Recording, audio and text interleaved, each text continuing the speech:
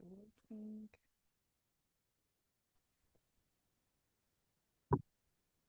Hello, hello. Hey, Cherry. Hey, Grace. Hey, Steven. Can you hear me, guys? I'm just We trying can.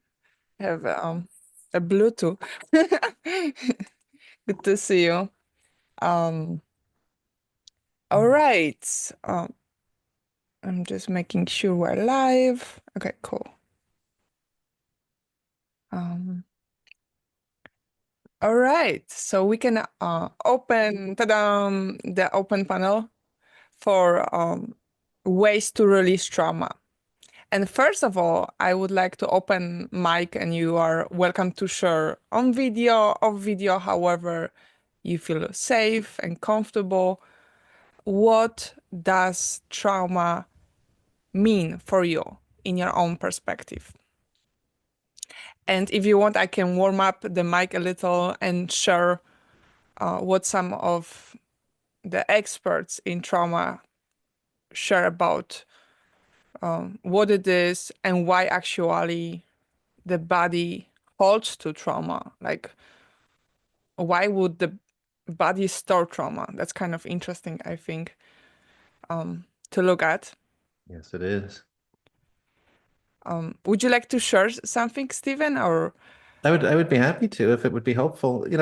In my own experience, I think that, we've got this amazing biology that is our human body, and part of this biology is threat prediction. And when Mhm. we experience trauma, there's a couple things that happen. One, it's the way that we've evolved. It's the prediction, we're trying to predict possible threats and avoid that in the future. We're trying to minimize the pain in our life and to maximize our human existence.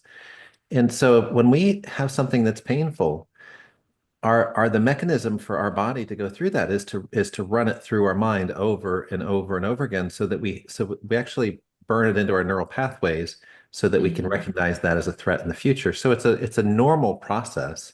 But the problem is that in current times, the threats that we would have experienced, in times way past are not the same kind of threats that we experience now. And so we'll experience trauma and we'll get off on a tangent where our bodies will use this threat detection mechanism, and it will just go a little bit haywire. So for me, the best way to recognize this trauma is to is to first notice it. And I think Paulette needs to Oh, to you mute. want to do She's video as getting well? some background.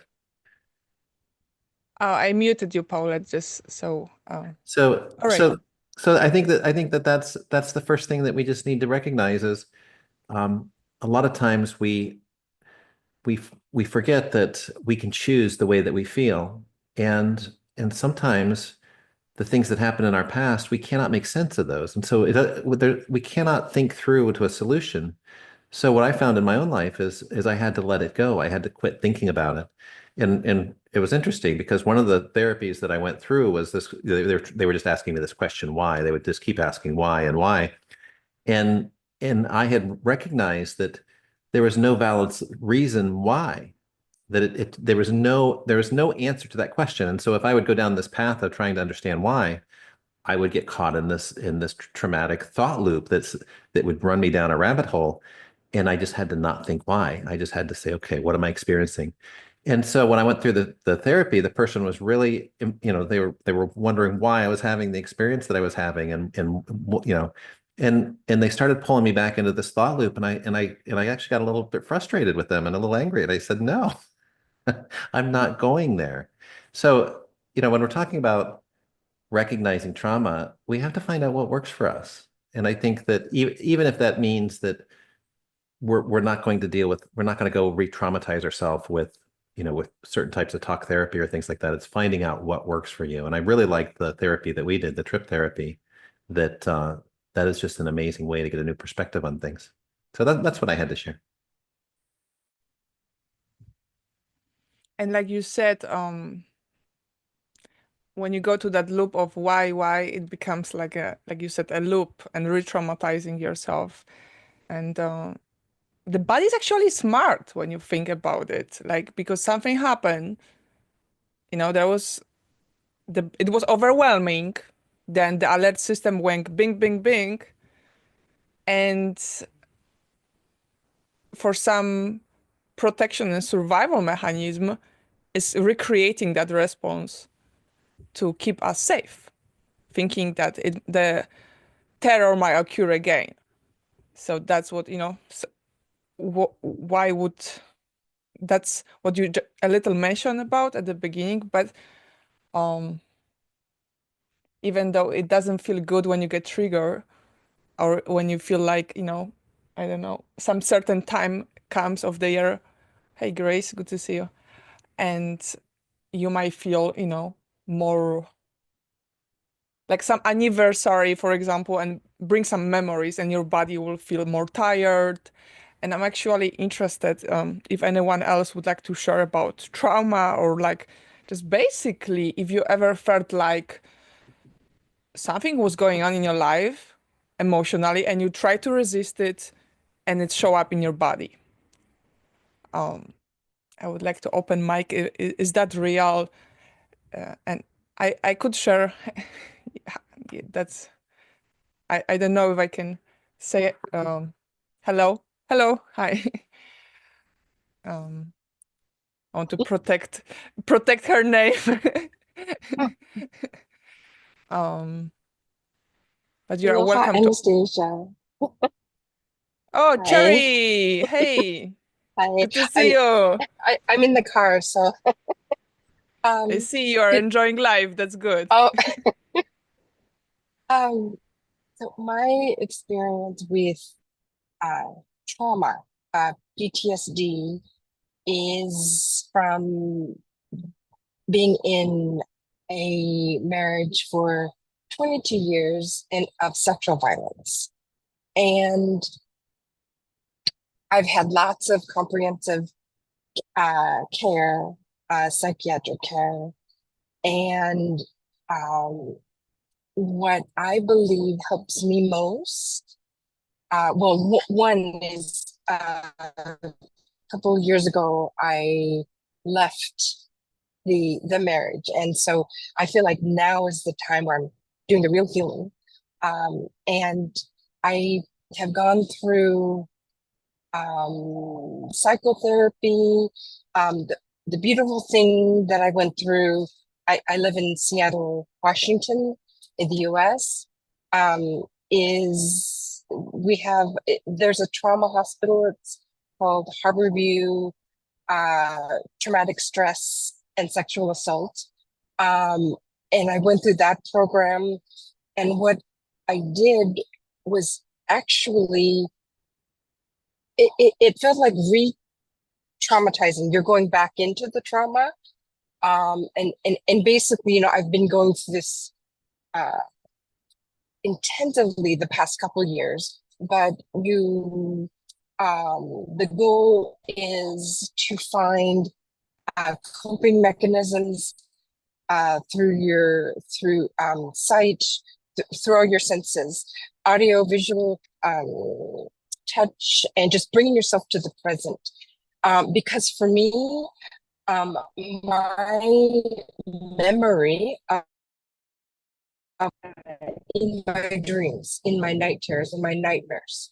And so for so many years, what I would do to cope and not remember them when I was in the trauma was to not get to sleep in my REM sleep. Because when I was in my REM sleep, in my deep sleep, that's when I would remember. But back to the therapy part, intense psychotherapy. Um, uh, Basically, uh, what helped was writing my story and then rereading it to whether it's my trusted psychologist, psychiatrist, family member, loved one, friend. That's helped me. And the goal is to get my on a scale from 0 to 10. If it's 2 to 3, it'll never be 0. Stress or anxiety, depression. But recently, I've done the EMDR where I'm in that uh, hypnotic, semi-hypnotic state where with the eye movements, I feel bad. I should know this acronym. I've been doing, but that has really been helpful. And I've been on the SSRI serotonin reuptake inhibitor. Basically, from what I understand, it's when I take the medication daily, it cuts the edge so I can actually function daily. And it brings all the serotonin from my body, the happy hormone, to my brain. So thank you. Thank I you, hope that Cherry, for helps. yes, it does. And it sounds like you are really passionate about your healing because it takes a lot of strength to, if one thing doesn't work, then look for another one. And I feel like with SSRI, which stands for the serotonin reuptake, it just basically, like you said, adds a little bit of the happy hormone. It works. It works, but also the therapy is so important because it doesn't solve the problem. We need to always remember, right, that the reason why we feel this way is like you mentioned, it keeps coming back in your REM sleep, like unconsciously. Like the reason why our mood is different, or we don't feel well, or we feel on edge, or little things makes us like angry or irritated, has to do with unresolved trauma. And one of the ways the body holds the trauma is feeling numb, freeze, um, or just what's the third one? I was kind of It's yeah, fight. dissociation. Sorry, feeling dissociated, like you're basically feeling, you can be high functioning person, like you can be, working, earning a lot of money and working in the great, business, in some way manage to repress your trauma in a way because you dissociate. You just don't go there. And it doesn't solve the issue, but many people actually, deal with anxiety and suicidal thoughts on a side, right? It's something you what I'm trying to say is like you can suppress it, but only to some point. And the body keeps repeating or sending messages, and it kind of keeps coming back through some illnesses. I feel like like cancer or autoimmunology. So the body has a way to express it if we don't want to listen. So thank you so much, Cherry, for sharing your journey and coming for previous. We had the Lincoln Link event and you were sharing so beautifully. Thank you so much and for your contribution today. And I celebrate you and your journey. And thank you again. Would any of you would like to share a little? Oh, I see Grace is raising hand. That feels funny as if we are in school. I never liked that idea. Like I was like, why can't we just talk everybody? Okay, go ahead. I know that comment that a lot of people say resonates a lot with me, which is you experience a trauma with somebody, like another person, and a lot of times being with another person and how they treat you like in an opposite way can be very healing. And one of them was actually with you. It was when last year for the original premiere. And I remember that something didn't feel very well for me. And usually what I had done for like the past 10 years was bury it, become numb to it, or, try to not really address it. And you registered that something was not feeling very right for me. And you stopped, you stood in front of me and you're like, tell me how your body is feeling right now. And then I had mentioned some of my reservations about a situation that was happening in front of us. and you're like, okay, we'll do that. And it was so healing. Oh, somebody is combing her hair. But back to that moment, it was really healing to have somebody honor what I was feeling and try to help me resolve that feeling within. And that really, and it balanced out the times when the opposite happened, when somebody had made me override those feelings. And then you're left feeling, or I was left feeling,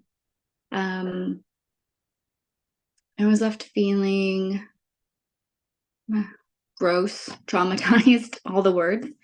But then with you, it definitely felt like a healing situation where, sorry, I'm trying not to be as distracted by my little one right now, but it was really, really helpful. And it was a moment that I was able to lock into my brain, to being like, another human being found that my, how I was feeling was warranted, it was important, and did something to help alleviate that. And I was able to use that in future instances where another person was not feeling or not behaving in a way that was in line with how I was feeling. And so in that moment, I was able to, I don't know if it was blocking off the progression of cognitive dissonance, where I would have been like, well, this person's as their friend, but they're making me feel gross. I don't know if blocking that was what was going on, but every time I looped back to that moment where I was like, do I have an example of when somebody thought that I was worthy of being attended to, was almost able to be like, no, that is wrong. And what I experienced with Anna was right. And it really helps to calibrate or recalibrate again. And I think that recalibration process is part of healing. Thank you, Grace. Thank you. And all distractions are welcome. It's all good. It's all life, life happens in ways we can predict, but it's cool and interesting. So you gave us example of how you decided to share what's going on in your body. You honor that, and you took that risk because of anytime you are brave to share what's going on in my body, you kind of put yourself on the risk of like, what if this person is not going to honor it? But also you are creating more confidence into like, this is what's going on in my body. It's important. I'm going to share it. And if somebody's safe enough, they're going to at least let you do what your body tries to express through that, sensations, either it's, in your tummy, shoulders, or wherever you felt that sensation. And that sensation, I remember also, was so right, because looking back, I was so disconnected from my own body back then, and I felt like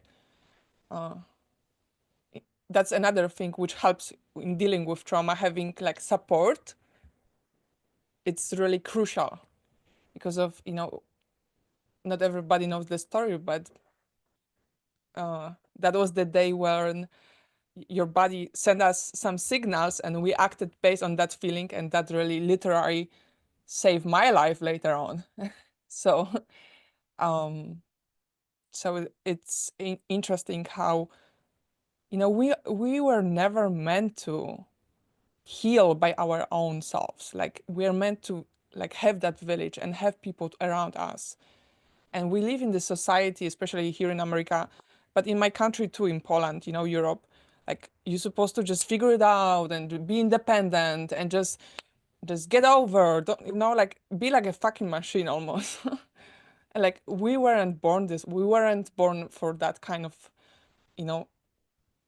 I don't know, expectations. And that's what creates illness and disorder and anxiety, all that what we are later trying to heal from. But I'm so happy you brought it up, that help and just being vulnerable and speaking what I feel. Because first step is connecting with our body. Like, I don't know how you guys grew up, but I don't remember my mom ever asking me, how are you feeling? what's going on in your tummy. I just learned that in therapy. I was like, oh my God, so this is important. Like I always try to suppress this, and this is actually how the body talks to me. So I felt like kind of first I was like, I'm 30 years old learning about this, but I guess it's never too late. And Paulette, I see you have been raising your hand for a while. I hope your hand is not frozen. Are you there? I am. I forgot to unmute, but I'm here.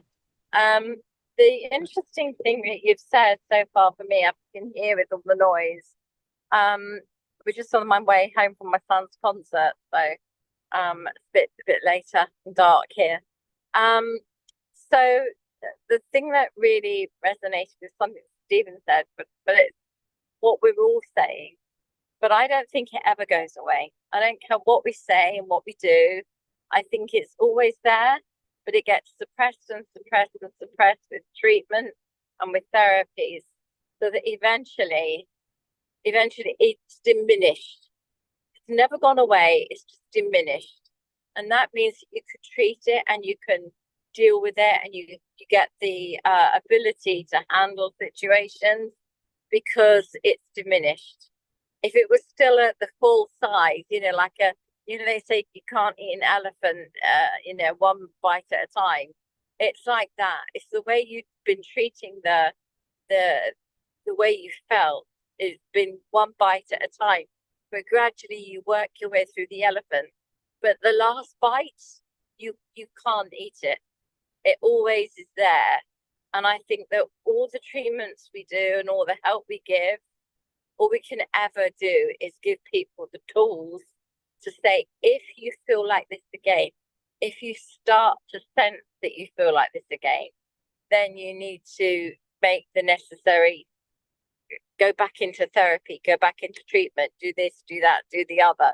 You've got to give yourself the willingness to accept that you're not ready yet to quit on therapy, or you're not ready yet to quit on treatment.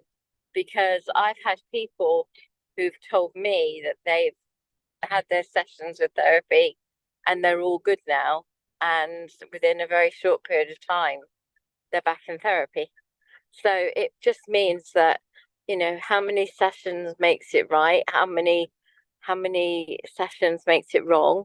I'm not saying I know the answer. I'm saying that there has to be an understanding that it does keep changing. And I think it really, hang on a moment, it really, really does make a difference to how people are, how the pain is perceived, if that makes sense. I don't know if that helps. It was part of a conversation. Yeah, go ahead. Yeah. I know what we like. Thank you, Paulette. Thank you. Can you pause me? I can't get Sure, off this sure, stupid sure. phone. Thank you. So Paulette spoke directly to what you, Stephen, shared. And well, I want to say that I do believe in our brain doing amazing things when it comes to healing trauma, because the neuroplasticity actually shows that after therapy, the brain can go back to the normal functioning. So I do think that our brain can totally heal. It takes time, sometimes it's 2 years, 3 years, 5 years of that constant safe attachment with either therapies, people around us. But I do think that we can, decrease those body responses, but even the idea of therapy is to just not have them at all, and it's possible. That's what the neuroscience shows. And I see you, Stephen, you open your mic. So one of the things that came to mind for me, and it's the biology of our human experience again, is that we're going to have things that cause us triggers, and what I found is when we're traumatized, we have a wound, and so we're very protective of that area. That's why if anyone, tramples a boundary and touches that wound, it sometimes is quite painful, and it can cause a pretty dramatic response. It's like having a broken bone or a broken finger and somebody touching it, the slightest touch, and it'll send you into fits of tears because it hurts so much. So, but what I found is that once we heal, once we whatever works for us is that in that healing journey, we don't have to be so strict with the boundaries. We don't have to have the cast protecting us, protecting that wound. And that's something that we do have the capability to do. And whether that be through therapy or whether that be through something that works for you, it's finding what works for you. And then we can experience maybe something that's along the same lines, but then we decide how we're going to respond to it. We may not view it as somebody attacking us. We may view it as somebody just either unaware or not caring. And in this journey, I do believe that there are certain things that will cause us response. I mean, if somebody criticizes us or rejects us or judges us, I think we have a biological response that we don't like it, and it won't feel good. So we will have things that will happen in our life, and it's realizing that will happen and it's okay. But if we learn the skills of reframing, of of self-regulation, choosing how we want to feel, placing our attention, our awareness on things that maybe bring us a better feeling, then that sometimes we can actually, yeah, somebody will do something, but we quit thinking about it. We say, okay, we reframe it in our mind in a way that we deal with it, process it, and then we move on to something that either is towards the goal that we want, something that's self-empowering, something that makes us feel better. And we actually have a more productive outcome from that. Because if you're sensitive, if you're in this place of dwelling on what went wrong, you can re-traumatize yourself over and over and over again. And it can last, a pretty substantial amount of time, especially if it gets into a thought loop where your thoughts trigger your emotions and the chemistry of your body will start normalizing this feeling, and that will be the state that you're in constantly. It's a very unpleasant chemistry. It's a very threat-based chemistry. But if you start changing how you feel, then slowly over time, your body will actually create different chemistry. Like if you hear a door shut, you actually might get excited and think, oh, somebody's coming to visit me, rather than think, oh no, who is that? What's the threat there?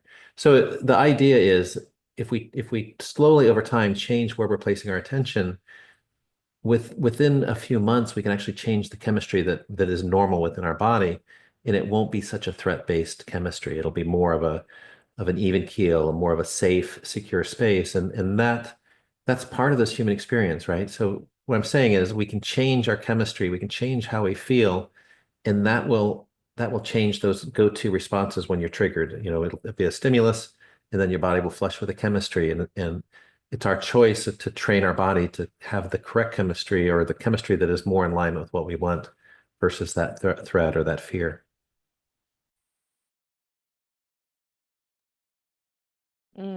Thank you. Thank you so much for sharing that. And I would like to ask anyone who who feels like maybe they have some tips, advices on what to do when you feel overwhelmed, when you feel like the emotions are coming up and you feel like, it's too much. You don't know what to do with it. What normally, if you are open to share, what normally you do when it happens to you, like when you feel like dysregulated. Yeah, I would like to bring this question for anyone who might be listening the replay, and maybe they. I'm happy to go second. So whether Okay. Jerry or Grace or Paulette. I'm happy to share what I've learned. Going back to the senses, and since smell is the most profound sense that remembers things. Oh, sorry, a little pup is saying hi. Oh, I have to share if it's okay, Dr. Fan. This is my emotional support animal. We both have PTSD. He was a rescue, and literally this, he's not trained, but if I am in a full-blown panic attack in my dreams, he will jump on my chest and regulate my breathing. I so what I do know for service dogs that are trained in anxiety, um, uh, PTSD, or any uh, mental disorder, they very therapeutic. So I would say that is one.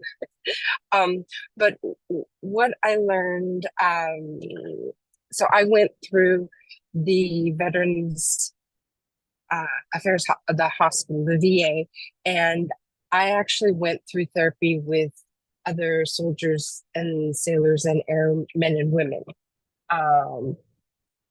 And so basically, it's going back into the trauma. And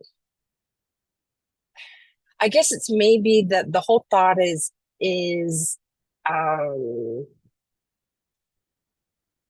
going back and trying to find tools of how to bring yourself back to the present. So as far as smell, see for me, my two young daughters, they truly are my saving grace. They actually, Grace, I have a daughter named Grace and Faith. And but my youngest, one of the things that she absolutely loves, and this is my little tool that I actually carry in my purse. It's Burt's Bees chapstick. And my daughter, when she was little, and still to this day, when she would smell the peppermint Burt's Bees chapstick, she would just, I visually can imagine her, just like, oh, mommy, this is so yummy. And she would put it on her lips, the touch part. And then I would see her, I would smell the peppermint, and that would bring me to the present. And, I was thinking, oh, this is nice in theory, but had to apply all of my senses. And just also the auditory part was listening to her say, oh, mommy, this is so yummy. But that's something that at least maybe like my SSRIs, it cuts the edge, yeah. So thank you. Thank you so much for sharing that beautiful picture of finding a way to ground yourself, and that felt really vulnerable and so open-hearted memory picture to see. And also heard about the emotional pets, like a trauma. I don't know the exact word, but basically dogs. Generally, I think pets, dogs especially, they're very intuitive. They're going to feel the stress, and they're going naturally to help us regulate. So I'm just grateful that nowadays we can have pets. There's some special pets which are just, like you mentioned, trained in helping people who've been through serious, traumatic events to regulate their feelings, which is, I feel, so beautiful and amazing. Oh, we have more people joining here. Hi, Sheldon. Hi, Deb. Hello. Hello. We have been talking about trauma, and particularly right now, there was a question, what do you do when any feelings are coming which are overwhelming, or how do you regulate your nervous system? If you guys have some advices. Cherry just talked about pet therapy, using your pet animal to regulate your feelings, emotions. What else came for you helpful in your own healing journey, or if you have some ideas on how to regulate your emotions? I tend to repeat my questions when I I have this tendency, and that's genius, I guess. I know, Stephen, you wanted to go second, so there you go. But I'm happy to make space Yeah. for anyone else. But so this is something that's important to me because I've been in a place of overwhelm in the past. And I think it's something natural if somebody's sensitive, if they're if they've got a little bit of that people pleaser gene, a little bit of that perfectionist gene and also a little bit of that self-critical, where you're trained to be a little bit harder on yourself. I think you can get stuck because you're immobilized. You're kind of in that fear response, which is, okay, you just don't know you don't know which step to take or what's going to be the best thing to do, especially if things have emotional content attached to them. So a lot of times, it can be things, it can be people, it can be experiences. We could be re-traumatized if we've been through a difficult situation and Facebook comes back with your memories, or Google Photos comes back with your memories from 4 years ago, and it might be a traumatic experience or something that has a lot of emotional content. The thing that helped me most is with hypnotherapy, you could visualize what is the outcome that you're trying to achieve, right? What would be the ideal situation, whether it be in a house, what would your clean, organized house look like? And to me, I found out, okay, then you ask the question, what is important about that? So for myself, the motivation that I had that overrode overwhelm was connection. I wanted to have connection with others. And it's something that you lose when you're going through the trauma, because a lot of times narcissistic people will isolate you. So I wanted connection, and I could imagine that. And if you can imagine it fully, that'll give you the motivation to start moving forward. And then the biggest thing after that is get a buddy. You already mentioned that, Anastasia, but reach out to somebody that's non-judgmental, that's caring, and get their help. If you're stuck in overwhelm, especially if it has to do with dealing with something, just bring a buddy along, and you'll be amazed how much they can inspire you to overcome and to do better. And once we do it, once we're past that overwhelm, then it's manageable, and we're out of that gray area, that overwhelm area, that stuck area, and then we can start living life again. So that would be my advice: is imagine what it is that you want. Imagine what that will bring to you. Really imagine that experience, and then get a buddy to help you make that reality. And if you do that, I think you'll be past it.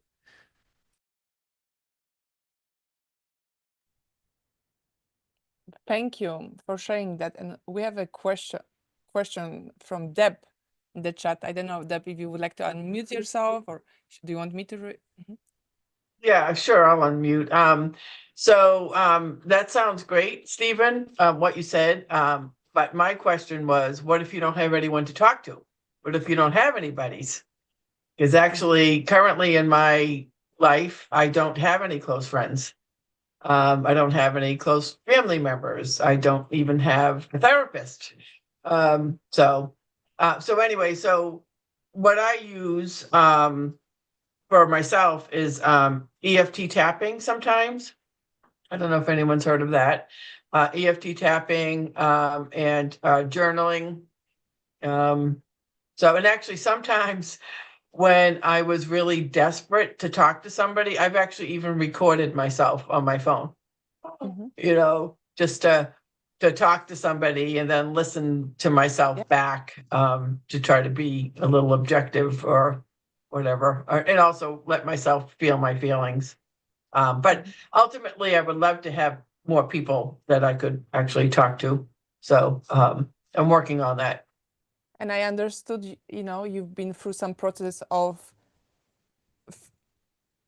filtrating people. Like, these people are the people I don't want to have them around me. So it's like this period of, okay, I better be on my own than be with unsafe people, or like people who are too much, like, or I just don't feel comfortable with. So it sounds like you are on that, toward that direction, where you attract more people who are safe, who are celebrating you, who are supporting you, who treat you with respect and honor you or your boundaries, and they're cool when you say no, and all of that. But and also, can I be on my own? That's another thing. What comes up when I'm alone? Like, of course we want to belong. We want that village. But also, what comes up when I'm lonely? Like, is it the loneliness that's the reason why I want to? Like that part, at least in my journey, kind of, I see that many times I have been looking for, somebody else because I couldn't be accessible to myself, to my own feelings. And it was so much easier to just get on the phone and talk with somebody, which is cool and regulates me too, than, sit with my own feelings, which is so much harder even now still. And we need both. That's the truth. Like, and, whatever works best for you in that whole process. Like, this is your own, like, I don't have any answer at all, but I feel like just by speaking it, like you made this question, you brought it to the group, here we are, just speaking about it. And I see that Cherry raised her hand. Is there anything coming for you, Cherry, when it comes to, yeah, go ahead. Aloha, Deb. And one of my one of my coping mechanisms is crying. So please forgive me. Deb, you can call me. I know what it feels like when I was married to my domestic violent ex-husband. One of the things he did was he chose what family, friends, coworkers I could speak to, and if I only had Stephen was saying a buddy. So I'm not kidding you. I would be happy if you were willing. I can give you my phone number and you can call me day or night. If I don't answer, it's because I'm sleeping or I'm working. And it's so important to know that you have people in this world, gentle souls that are willing to be your friend. Thank you. Thank you so much, Cherry. I really appreciate that. And I just sent you a private message. If you could send me your email or your phone number, that would be awesome. Thank you so much. And we also have Facebook group. I'm not sure if you're on Facebook already, Deb. Are you on Facebook? I am on Facebook, yes. Or you can just put your email in the chat and I will send you the link for our Facebook group. Okay, awesome. Thank you. Sure. I mean, if that works for, that's like another place you're open to share, and there might be somebody who just like Cherry wants to respond to your question, and it's yeah, sometimes, and I frame your bravery and courage to say it. I mean, it takes some bravery to just say, hey, what if I don't have anybody? And it's my own choice because I don't want to be around, the previous friends. But yeah, that's a big question. I see Sheldon, you appear on the screen. It's good to see you, buddy. And are you able to read what you beautifully shared in the comments? I would love to hear your voice. Hello, everybody. Well, it's good to be here. To regulate my emotions and calm my nervous system, some of the things that I do is take slow, deep breaths. Inhale for 4, hold for 7, and exhale for 8. Breathing is very important, and it helps you feel great. Ground yourself with the 5, 4, 3, 2, 1 technique. Focus on senses, like 5 things you can see, or 4 things you can smell, or focus on those things instead. And it helps take your mind off of the negative thoughts you're having. or it helps me anyway. Move your body, stretch, walk, or even shake out the tension. The days that I'm having a stressful day, even if it's something so simple as me walking across the street to the coffee cafe, I go out and just, even if I don't talk to nobody that day, even if I'm just there and I'm surrounded by other people, and just the sense of being surrounded by people and being around other people and listening to the music. Practice mindfulness. Once again, be focused on your memory, on your breath, even just to feel the senses of your diaphragm moving up and down. That helps take your mind off of the negative thinking you may be having, and it helps to calm your nervous system and your emotions, or for me it does. I can't speak for anybody else, but yeah. So that's what helps me, and I have plenty of other tips and techniques and strategies that I use. But yeah, that's what I use myself. So Thank you, Sheldon. I'm so happy you decided to share all that wisdom, and I can see your beautiful books in the background. Congratulations on that. It's wonderful celebrating you. I would like to open mic if anybody of you has some question, would like to just bring it up, just like Debbie brought it around. You know, it could be anything, just maybe something what recently appeared, and you feel like, hey, I wonder what other thoughts are about this.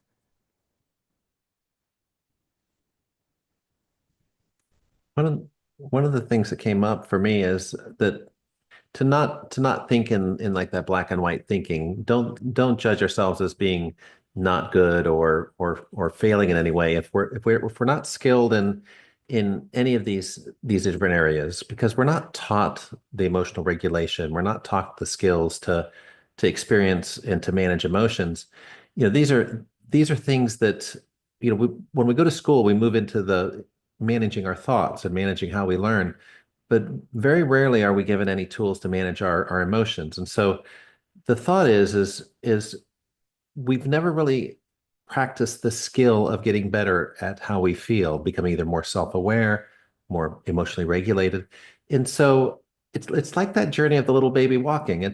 You know, we're going to make mistakes. We're not going to be perfect, and we'll get stronger with practice. And so anytime something happens, and let's say that you're triggered, well, view it as a positive experience. View it as a chance to notice that you were triggered, to notice how you were feeling, you know, to really explore, what am I experiencing right now? And then maybe explore, okay, what works? And even if it's going back to a time when you did have an experience and were doing something else, maybe you were triggered and you were doing your favorite walk or your favorite sport or whatever it might be, and notice, well, maybe you felt better when that happened. Maybe you were triggered, but it just went away right away. You were able to get rid of it.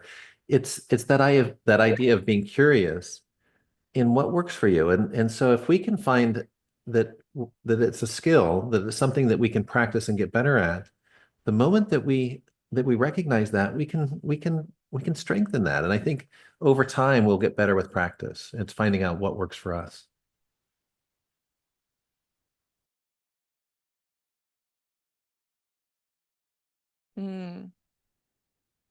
Definitely. Like whatever we are sharing here is, you know, check with yourself. Does it feel good for me? Because each of us has our own way of processing, and things can work for me, cannot work for you. And so having that connection with yourself and checking between, is a skill too. Oh my God, it's a huge skill because many times, you know, when that's my actually next question, or last question I'm going to bring up. What happens when we are growing up focusing on regulating other people's feelings and focusing on regulating other people's emotions, and, you know, and abandoning our own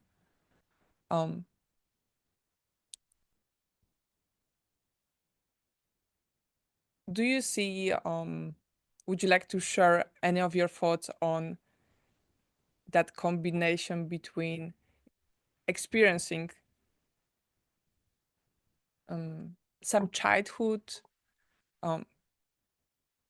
uncomfortable events versus, being able to regulate your own feelings?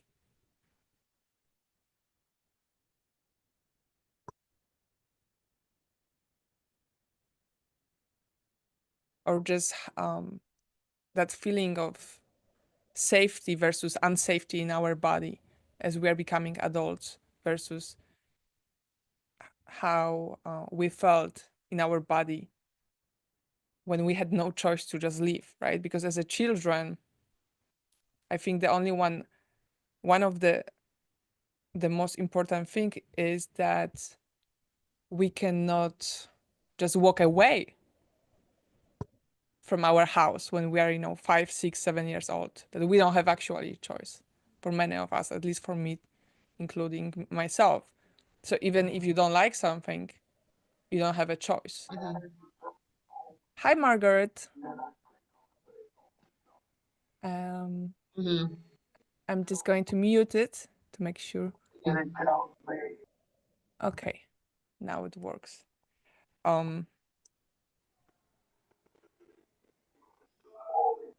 Oh, it doesn't. It didn't mute it. Okay. One of the things that I noticed, Anastasia, this is something that came up with the hypnotherapy practice that I was working on. So sometimes clients, they would recall something that happened when they were very young, and it could be, it could be as simple as somebody rejecting them for reading a story to them when they were, when they were like 3 or 4 years old, and somebody saying a comment like, your daddy's too busy for you, or something like that, some judgment. And what I've noticed over time is that not only does that memory get locked into place and that self-judgment gets locked into place, but it's locked into place with the emotional toolkit of a 3-year-old. And so the triggers, the responses, it's almost as though it's the 3-year-old that's responding.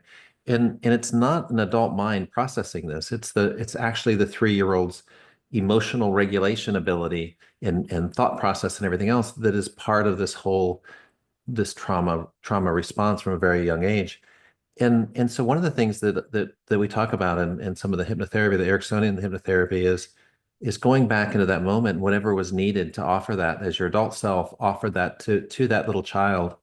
If you needed encouragement or love or connection or a hug or being listened to or seen, whatever that little person needed, give it to that little person. As an adult, give that and to honor and to strengthen, that little child, that scared child, or whatever's going on. And if we do that, I think that it's never too late to go back and reframe something that happened in our past, and to give it a chance for us to offer love into that moment, to healing or to some positivity, and to recognize that this is a little child. There's nothing wrong with them. There's no judgment there, but it's just that idea. So that's one of the things that has come up that is helpful in many cases. And I was shocked to learn that it's, when you have a traumatic thing happen when you're little, it's also locked into place with the toolkit of that little person as well. So we don't rationalize it. So the triggers are very raw. They're very real, but they're also very much unregulated. So that's what I wanted to share.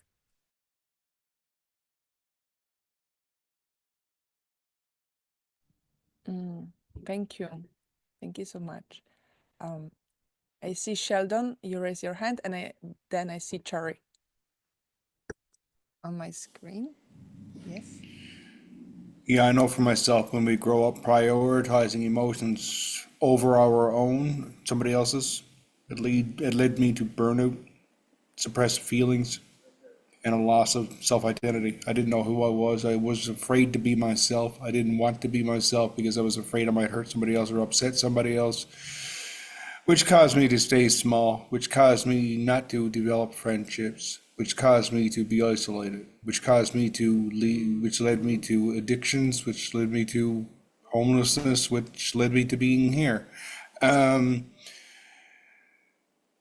But I've come to discover that by doing all those things, by not looking after myself, it doesn't only hurt me, it hurt other people as well. So if we don't take care of ourselves, then I know it's an old cliche saying, but if we don't take care of ourselves, then we can't really take care of anybody else. So in the process of you trying to take care of other people, by not looking at yourself, you're not really taking care of those people either. So, like, as for myself, I was always afraid to open my mouth about anything. I was always afraid, you know, I was the child who was supposed to be seen and not heard. Mostly, I put that on myself. It's because I was heard, and that would get back to how people seen my parents, or how people seen the the relationship that I was in that was not good. So yeah, it keeps you small. It keeps us from helping anybody else, and that's how we need to learn how to regulate our own emotions so that we can help others with theirs.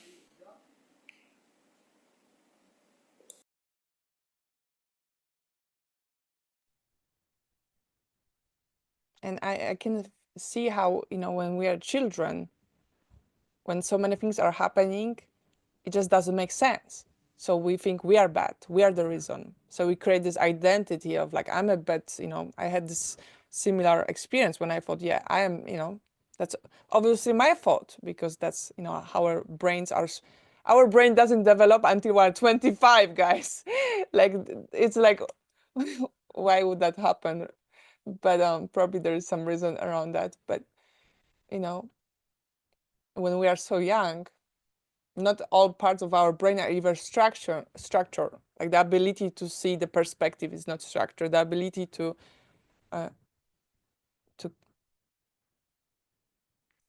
see that if something happened, there's more factors than, that's my fault. The ability to kind of more to think in a more complex way, it's not there yet. So we're trying to make sense of something what is unspeakable, and in the same time our body is in shock and panic, and then that creates hypervigilance too. Like,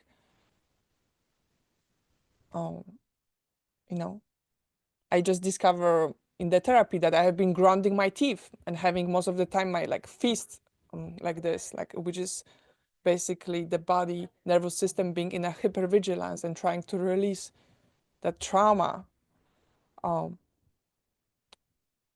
And so I'm sharing this because I feel that it's, from what I have seen, it's not just me, and that's how our body kind of stores. Our body stores those energy, in shoulders, in hands, or like grinding your teeth, but also it can impact the way how we see ourselves. Like if I am seeing myself as a bad person, then I'm going to spend my life proving that I'm a good one. Then, is that how I want to live my life? Do I have a choice to change that? And then when you have that realization, awareness, going with a compassion, like this is, I was trying to prove myself for this period of my life, but now as I am having more awareness, who am I? It's like questioning also our identity somewhere.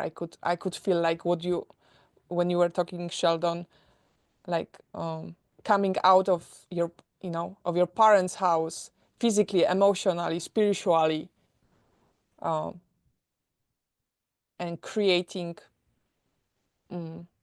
recreating space for you so you can find out who you are somehow. But I see Cherry, you want to share? So do you want to share something, Cherry? Cherry Holmes. Oh, hi. Oh, Oh, sorry, I shouldn't say Holmes probably, because that sounds like in school, right? Oh. Cherry Holmes, do you have a task? How is your homework? Well, actually, I'm a kindergarten teacher, and I am Miss Holmes, and it's um I wanted to share with Sheldon that uh you uh eh, are very articulate, and I just I'm hearing growth, even though this is the first time I've met you in your journey. I love what you were saying about the breathing, because the number one thing that my psychologist will tell me is to breathe. And the square, I'm always given like simple acronyms or just visuals, and just breathing um uh to each corner of the square. And that was a concept that was really hard for me, because in my domestic abuse, I had to be still and quiet. And so I find myself, it's hard to breathe, because I automatically just hold my breath. But I just wanted to thank you for that. And Brother Stephen, aloha. I wanted to thank you for what you had mentioned with age, because see, I was married, and my domestic abuse started when I was 18. So I went from my parents' home to being married, and then almost as if I went to another caretaker, but he didn't take care of me. I didn't take care of myself. And when I started therapy, it was interesting how my therapist would tell me that essentially, Cherry, your growth in not your physical growth, but your emotional growth stopped at 18, and now here I am 40, and I'm just learning how to express myself. I don't know if this makes sense, but thank you.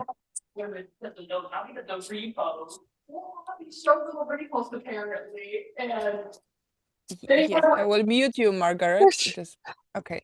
Oh my Thank goodness, you, Cherry. I'm sorry, Margaret. Aloha, Sister Margaret. Okay, so if I may see this, and I don't mean to take over your show, but Deb, It's Sister ours. Margaret I'm starting to cry, is a lovely, lovely person to talk with too. Thank you.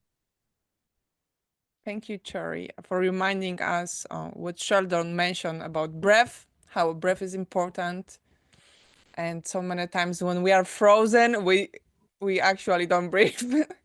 It's the natural thing, when we are born, first thing we do is taking deep breath, and somehow because of life gets too busy, we forget to breathe. I don't know how it works. It's kind of funny when you think about it. Margaret, would you like to share your thoughts on trauma stored in body, ways how to release it, or how our childhood can impact our ability to regulate our emotions and feelings? Sure, 100%. One moment, please. I have a house full of kids. Hang on. Sure.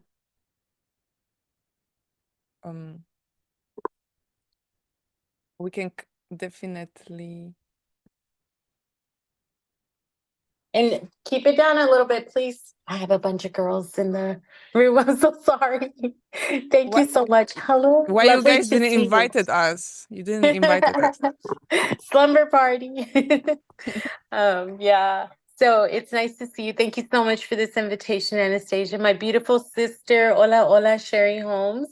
She's a blessing. Always love to hear her speak, and because she's so genuine. And Stephen, hello, Stephen, and Sheldon, and Sam Hall, and Daddy, and Grace. I'm so honored and blessed to be here today. Just a day of gratitude, right? I'm still in the whole every day, right? And so Childhood trauma, yes, it affects you 100%. When you go through a lot of things, yeah, it's especially when it's negative, I'm not even gonna like dimmy down anything, right? Because I came from living with my grandparents, and my real mom dropped me off when I was a month old, and then I lived with my dad and his parents, which are my grandparents, and I was just blessed. I didn't know any English, so I went through some trauma with that in school too, and bullying, and then I also then my real dad dying and being killed at 6, and it's just a lot of stuff, right? So you blame yourself. So here's the deal, is when you're a child, you self-blame. You blame yourself, you actually feel like you had something to do with things, right? So you're constantly thinking and doubting yourself, and you put everything on yourself. Everything goes to you. And how can I smile today, right? Even after going through all that, it's because one day I just realized, that all of those things that I overcame, being an overcomer, just has blessed me to the person I am today. And I wouldn't be who I am today if I didn't go through it, and just in gratitude that I am that person, I'm just in gratitude that I am an overcomer, and that greatness is a possibility, because that's what, we're born into, we're created that way. And those adversities that I went through were just the opportunities to just shine so bright, and the pain is real. The trauma and the pain is real. I mean, you have to go through it, right? And you go through that dark tunnel that life is taking you, right? But when you come out, the sun is shining bright, and you're still standing, and you realize that you're actually standing, and you didn't fall. You might be crawling, but you get up and you're standing. And to know what my self-worth is in service of others. When I'm feeling like I'm not worth anything, I go and help somebody and realize how, that I am worth it, that they are worth it, that they're worth me, taking my worth and pouring into them. So, and gratitude is what keeps me humble, because no matter how high I climb, no matter how high I am, I'm never high enough to be on the ground. Thank you so much. I appreciate you.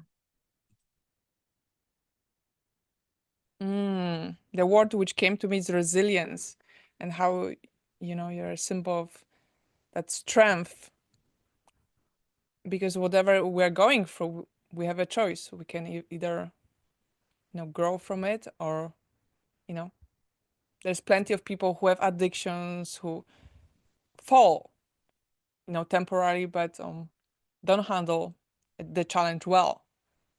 So I want to admire and celebrate that part of you, which was like, no, I'm going to grow from it, to find that another perspective. That takes so much strength when you are deep in some, muddy darkness. And there is another even, another layer. Life brings another thing. You think, it keeps coming. It's just your way of seeing it changes. It's no longer, I don't know what it was for you, but it becomes like, because whatever you resist persists. That's what, I bet you heard that. So if we avoid that feeling, whatever comes up when we are in those adversities, the universe brings more of it, and we are like, oh no, I just deal with it. I thought it was, over. Like, I thought it ended with my ex. It ended with, but then there is another situation, and how am I going to respond to it psychologically, emotionally, physically? how am I going to regulate my emotions, and treat my body to actually don't go insane or don't go crazy or to don't develop some illness, because we can, go into that optimistic positivity and be grateful, but then somehow, numb those feelings of pain and hurt, and then those feelings manifest in disorders.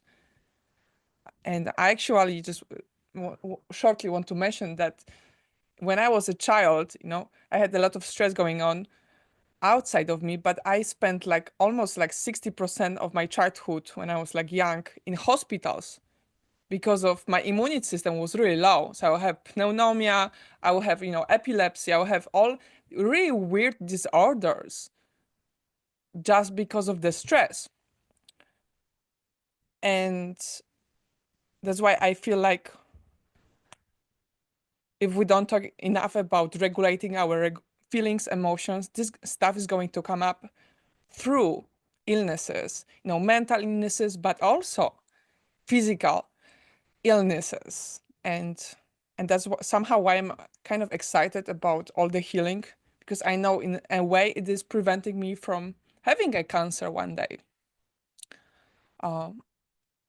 And that's why I want others to see the mind-body connection too, because there's ways we can prevent some illness happening to us, our children, and so on, so on. I see, Stephen, you're raising your hand. I don't know if Margaret, would you like to add something, or Stephen, go ahead. It was just, reflecting on that idea of going through the pain, and, because a lot of times you talk to people that have been healed, that was the transformative moment where they chose something different. That was the moment in my life where I just chose to be different. And we don't recognize that's the moment that we can actually change those neural pathways. It's an instant that we're under so much pressure, so much stress, that threat response mechanism is no longer working, and we can actually rewire it in our brains instantly. And it's strange, but that's a possibility. It doesn't work for everybody. Some people need to go through therapy and do through steps, but it's that the place that I always talk about is the worst place to be is in a place of tolerable misery, because it means that you're miserable, but it's not bad enough you're going to change. So you're constantly in a state of misery. But if it gets bad enough, something's going to change. And if it changes, it's going to be either better or worse. If it gets worse, then it will definitely get better, because at some point things will get better. And so I loved what you shared about this idea of, it's hard because when you're going through the muck, it is such a difficult place to be. But to give people that idea that the healing is just on the other side of the pain, that is going to be the transformative moment in your life, that everything can change. And I love what you said about, thinking that we've got it healed, we've got this under control, we understand, and then the universe or God throws back in our path the same thing that we dealt with that was difficult, right? We go through that little cycle one more time. And I believe that's part of the learning process. We understand, but we're tested one more time to see, do you really have it, right? Are you really done with this, with the toxic people? Are you really done with this kind of thing? And the simple answer to that is you just tell the universe, yes, we're done with that. And then you heal and move on and you're done.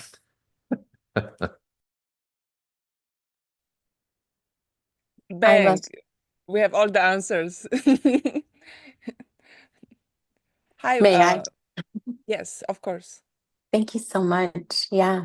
I love the way Stephen said that, and you too, Anastasia. And, so we go through all of this process, right, because of the drama of picking the wrong people. And I see my beautiful Paulette there, of choosing the wrong type of people, right, and making wrong choices. And because we have no direction, right? All we have is the direction of hurt, pain, right? And so we do all that, right? We go through, but you know what? In the end, what it is don't beat yourself up. We're not perfect, right? And all our imperfections are what makes us so unique and beautiful, and wonderful, and it's so funny because we're all the same. We're all imperfect, and so we have that in common too, but not to beat ourselves up. Nah. Why? What for? And it's okay to mess up. It's okay to make a wrong choice, because on the other side of that is the right choice, right? And then we learn, right? And we learn not to. And it's okay to be mad, and it's okay to take a break, and it's okay to do, and just it's okay to just go with the flow, and sometimes when the flow ain't flowing and you're hitting that wall, it's okay to say, hey, I'm not okay. I'm gonna be mad, and I'm gonna be this, and really get in your feelings, and respect and honor the fact that that's what makes you you. And it's okay, and not beat ourselves up about it, just, and that's just part of being, if we have love for others, we definitely have to have love for ourselves, right? And it's okay. Thank you so much. I appreciate you. I do have a room in a little bit, but I want to thank you always. I'm always blessed and honored to be around you and everyone else. I just absolutely love everyone, and everyone has something to pour into, right? And their trauma is just so uplifting because I know I'm not alone. Thank you.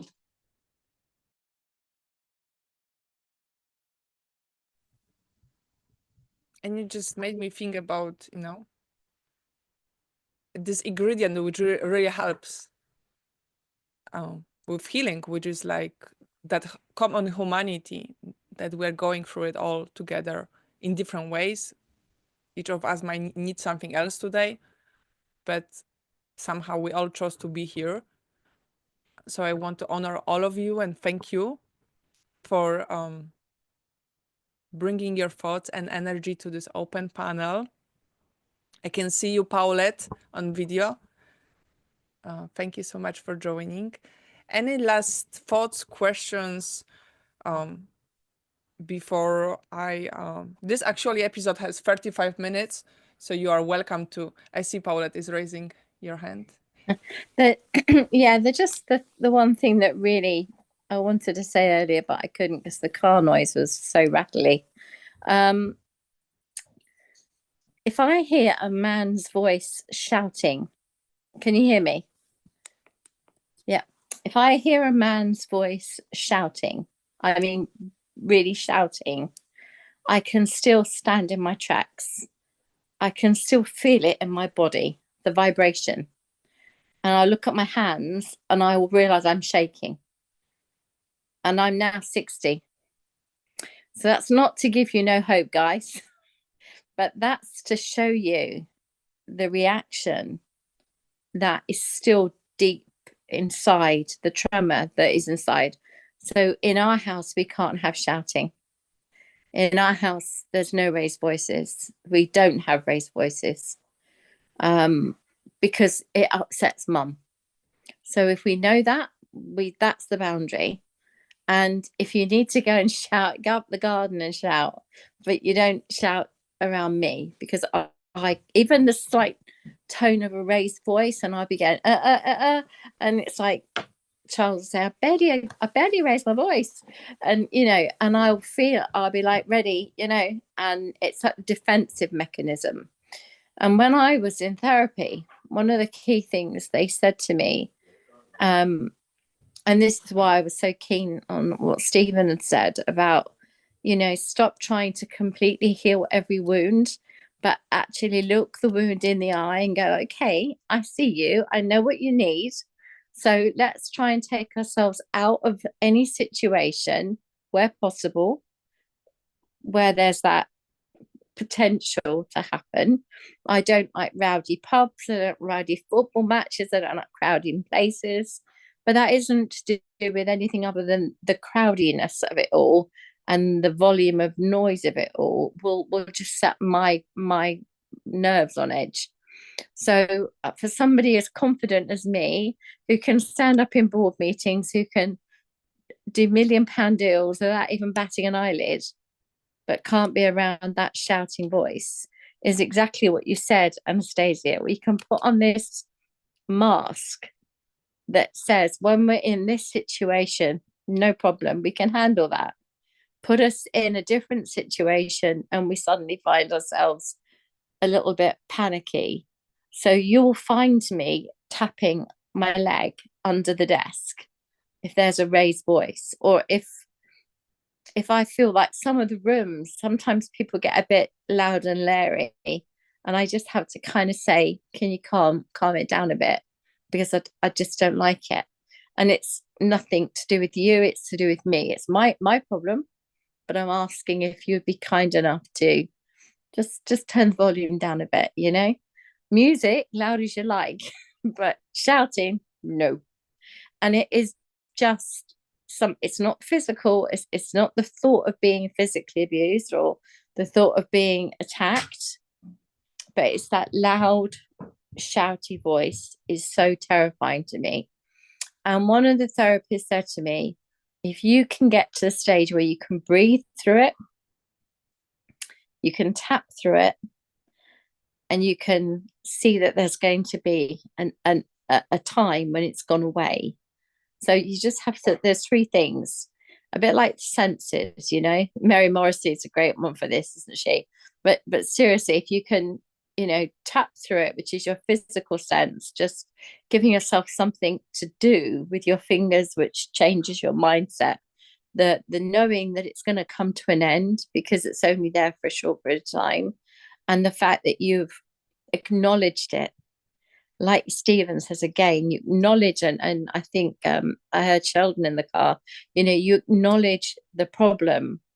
You don't say it's going to go away, but you just know that it will go away. It's going to pass in time and you're going to feel okay again. And that was the key thing for me, the key learning. That was my takeaway. And then when I started learning my own counseling and therapy skills and actually becoming a therapist myself, I realized how important it is to get to that point. It's like a massive place where you go, I see you. I know you. I acknowledge that feeling. I know where we're going with that. I know what I need to do with that. I can do it. I've been there, I've seen it, and I now know what to do with it. Does that make sense to anybody?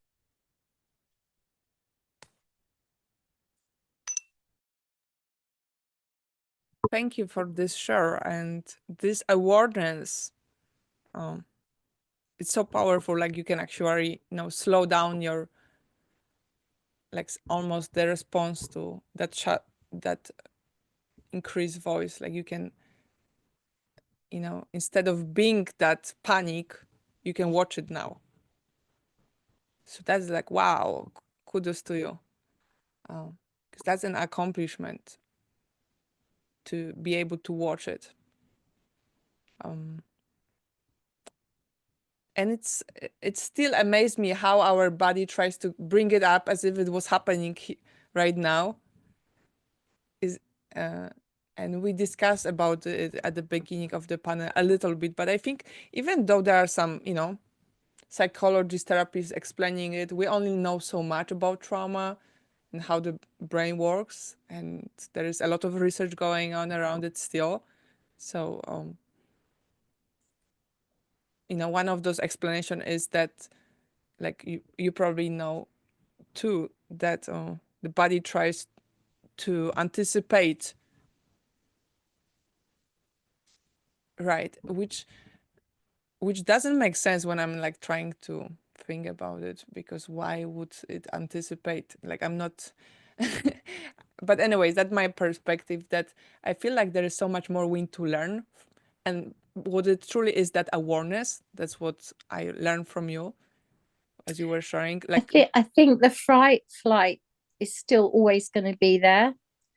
All the F's, as I call them, all the F's are always going to be there, but it's when you can breathe. I think Sheldon was the one that talked about the breathing. If you can get that breathing under control, you can regulate yourself. Without the breathing, you can't regulate. As soon as you get that breathing under control, that means your mind has a chance to think. And you know, when I teach the children with the children's books, it's all about the gut feeling and the mind, you know, telling the mind it's going to be okay.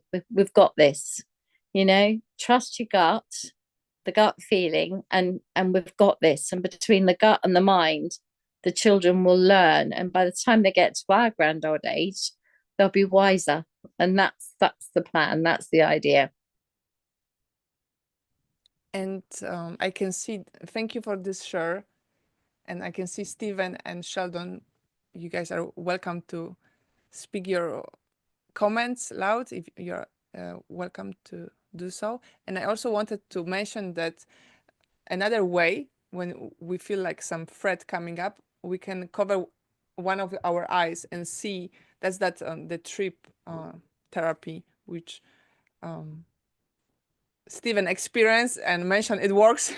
It works for me too. And it's actually, there is not many times the left eye, which is the right hemisphere, is somehow connected to the trauma, to the past, more than the right eye. So let's say when next time you feel like a little things going on in your nervous system, then you can try to, if you remember, you can cover one of your eyes and see if your body is still responding to it the same way on the right eye versus on the left eye, and see if it changes. Maybe it doesn't, maybe it does. But for some people, it's actually helpful when they have panic attack, they cover one of the eye and they stop having panic attack. Wow. Interesting, right? But that's why I said there's a lot of therapies, psychologists creating their own therapies, because of what many psychologists or therapists saw is that for most patients, it's not, the therapy doesn't work very well, re-traumatize patients. And that's why, you guys are, maybe you will invent your therapy. We have, access to the universal mind. We see what doesn't work. So, And I would very Go just ahead. recommend that if people are interested in that trip therapy, to actually have a session with you first, because the part of it is the framework of setting it up and understanding the dialogue, because there is a dialogue that goes back and forth between the hemispheres of your brain. And so I would just say that rather than just trying it on your own, actually have a full session with Anastasia beforehand, or somebody else that's been trained in it, because I think it's really helpful to actually experience it with somebody that has been trained in it first, and then you have the toolkit to be able to do it. We want to practice in the right way, and I think that that's just kind of an important thought, rather than just trying it on your own. Well, that thing with the eye covering, it's okay to actually try, because you are not doing the whole process. You just you can open your eye, you can open and cover your eye if that feels uncomfortable, and you are already dysregulated. But absolutely, yes, if anybody would like to try this therapy, I'm offering a free kind of way of showing you how it works, so you can see if it works for you or it doesn't. And it's a new therapy method. I mean, it has been 4 years since Monique Huving, she's the one who created this therapy, started practicing it. And the simple reason why she invented it was because the talk therapy and the somatic therapy wasn't working for everyone. And it seemed that just covering one of your eye at the time, and there is process to it, like you mentioned, and there are different people who are qualified and trained in it. So I will be happy to also access that list if you would like to try with, somebody else, in different language. All right. Well, thank you. Thank you all. And Sheldon, I saw your comment. Would you like to, before we start the premiere, before I share the screen, would you like to speak out and say Which one? I see. Yeah, we can see in the mat. Oh, we can stay stuck in the muck or the mud and sink lower, or we can walk or crawl through it until we reach the pretty flowers of life on the other side that are in bloom. And all I can say is just keep on walking, because nobody wants to be stuck in a rut or stuck in the negativity of dwelling on their past of trauma. So keep moving, keep walking, and search for those pretty flowers. Oh, that was beautiful, kind of romantic. Thank you. Thank you, Sheldon. With that said, we can slowly close the open panel, or last minute, if anyone feels like it's really important. I need to say it. It's really important. But the- Sorry. Go ahead. Go ahead, Sherry. Oh, I'll make it quick. Is this therapy you're talking about, Stephen and Anastasia, like the phototherapy and the EMDR therapy? I'm No, it's different. I can send you more info, but it's not like EMDR. It has to do also with how the brain works, but it's different. Yeah, I Would can it send you some be- info. Oh, if you want. wonderful. So I also have a traumatic brain injury, so I wonder if this therapy works with TBIs as well. So thank you. I appreciate it. Sure. Yes, I will be in touch. I will message you, and you can see what you think about it, because obviously your safety is the most important.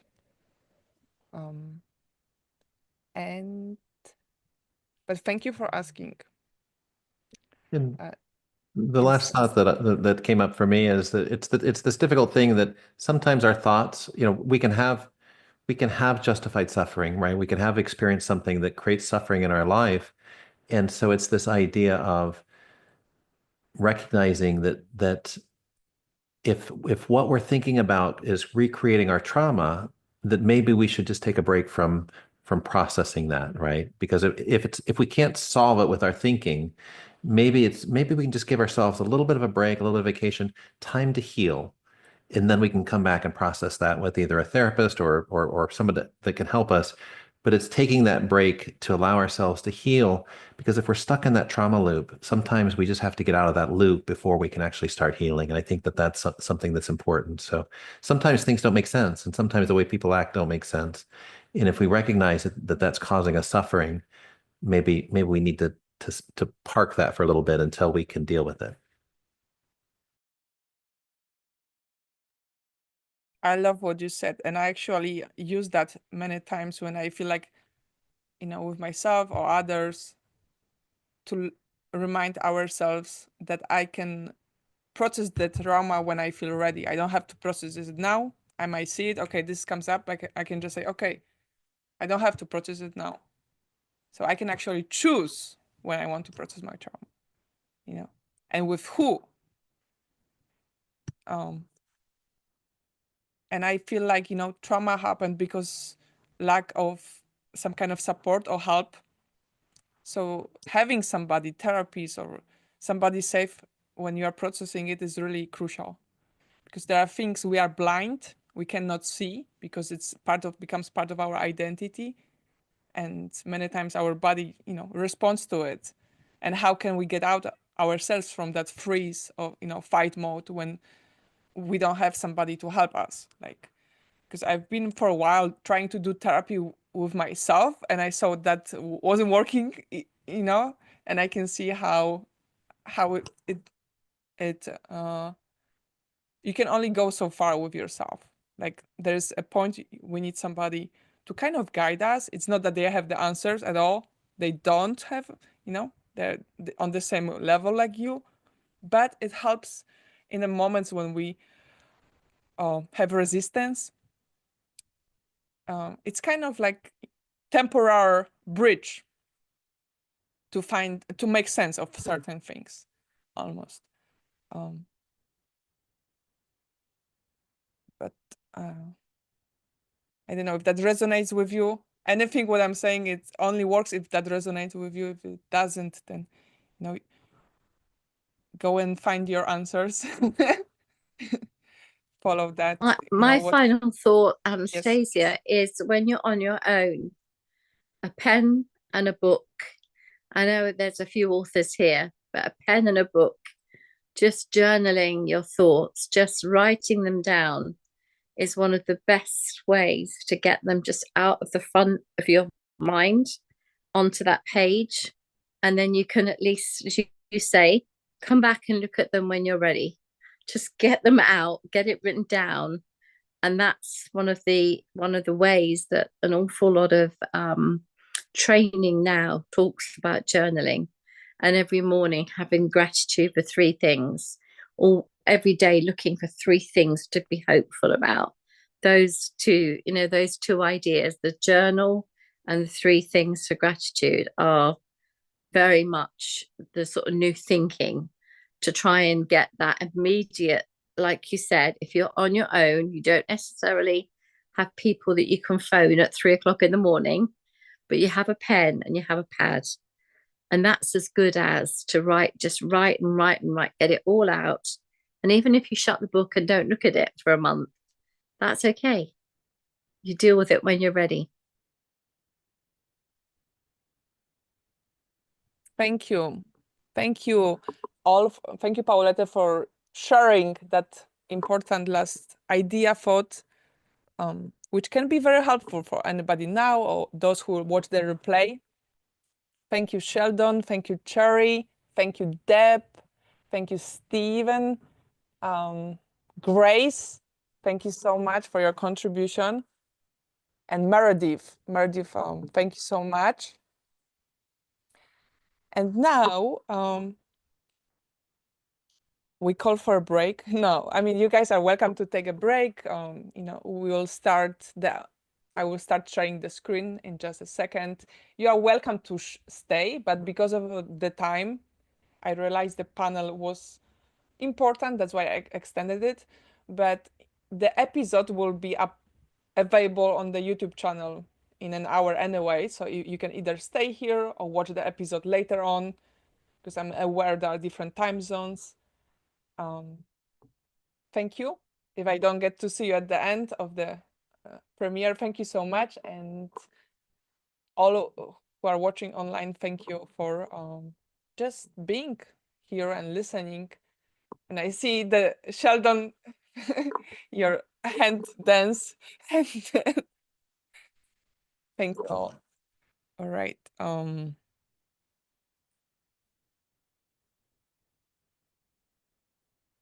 I see your comments. Thank you, Stephen. Appreciate. Okay, sure. Let's see. And now the sound. Okay. All right. Okay, enjoy.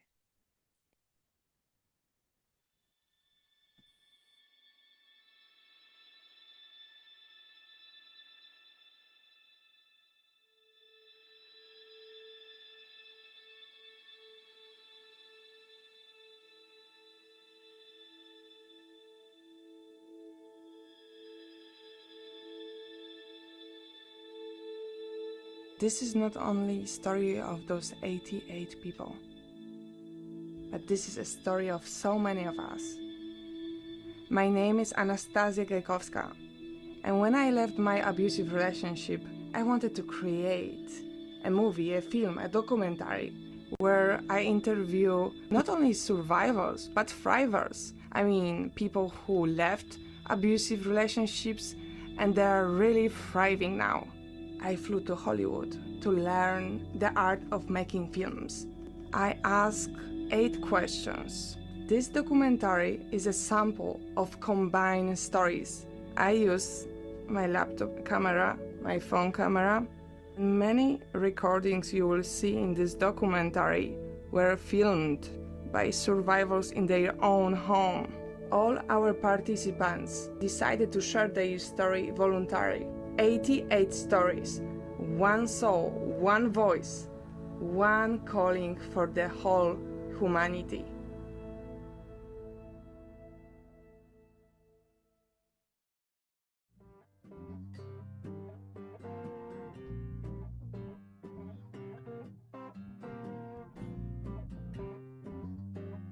Welcome back. In this episode, Expose experts are talking about somatic healing our body after leaving an abusive relationship.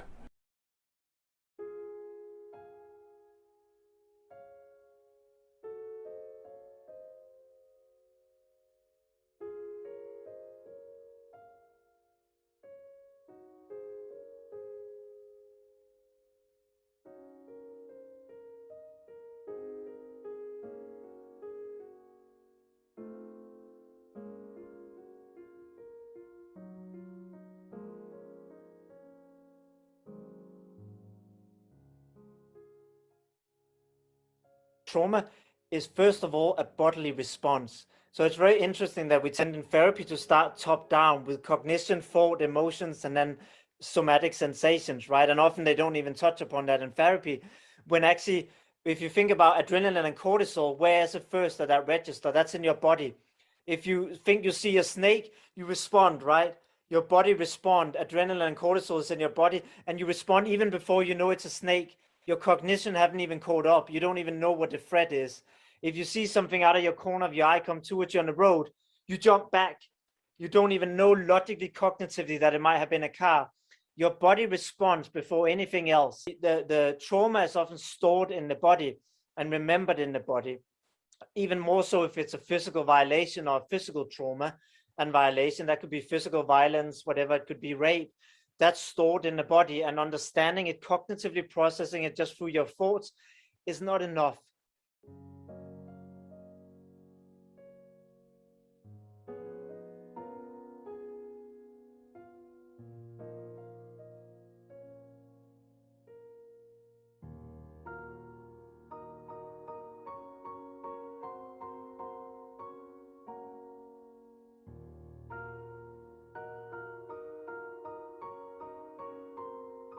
Trauma is not healed by changing your thoughts like affirmations or just having insights. And it's not healed by changing your behavior. Trauma is healed by working with your whole nervous system and your body in addition to your cognitive self, your mind. Trauma can get stored in our body. You know, when we hear, see, or feel a perceived threat, and when we experience the event, what happens is that our brain's limbic system, it sends out a red alert signal, and then our stress hormones are being released. And then our personal bodyguard, which is our autonomic nervous system, it comes online. And so we either go into this fight or flight or immobility response. From there, we react shown through our behavior, feelings, or sensations, and then we create a meaning. We attach a meaning to that. So trauma is held in the body, and primarily it is stored in our tissues, in our muscles, and our fascias. Please do not use what I'm going to say to diagnose yourself. And also it's important to make a note that not all of these symptoms, what I'm about to share, are exclusively caused by trauma. And not everyone who have these symptoms have been traumatized. Trauma can show up like way later on after that initial traumatic event. So it can be like years. Like what happened to me was at a very young age, and it didn't appear when I was like, until when I was like a teenager. And then it got even worse when I was in my 20 years old, was like when everything came up. And then when I first moved to Barcelona, some other things came up. So you see how like so many different symptoms can come up later on, especially if we didn't get the support that we needed, if we didn't properly release that from our system. So some of the symptoms that can show up in our body is like panic attack, anxiety, dissociation, disconnection from our physical reality, disconnecting from life, from our bodies, from our families, forgetfulness, also fibromyalgia, chronic pain, chronic tension, skin disorders like eczema, psoriasis. Like for example, for me, I had eczema showed up when I moved to Barcelona, when I just landed, and that was like so many years after after the traumatic event. And also I already started my healing journey back then, and then the eczema appeared. And also chronic fatigue is another symptom, immune system problems, migraine, pelvic pain, hypertension, asthma, yeah, what else? So those are just the like more physical ones. So chronic illness is also what I have seen, also very common as well when people have a trauma disorder. They can also have a chronic illness too.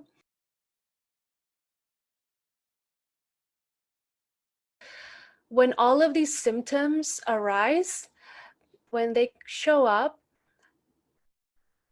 what people tend to go to is like, okay, I suck, I'm broken, I'm damaged, you know, I cannot be healed. There's like too many things that are going wrong with me and my body.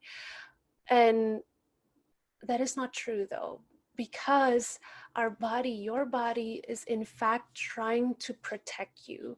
It's keeping you alive. It is helping you to survive, and which is, it's right now like going at like its maximum power to keep you like going, to, you know, keep your heart pumping and keep on experiencing life. And so when that happens, that's why it can show up into these different physical ailments. The other symptoms would be like self-sabotage, let's see, also phobias, getting easily stressed out, hypervigilance, insomnia, like, you know, difficulty sleeping, abrupt mood swings.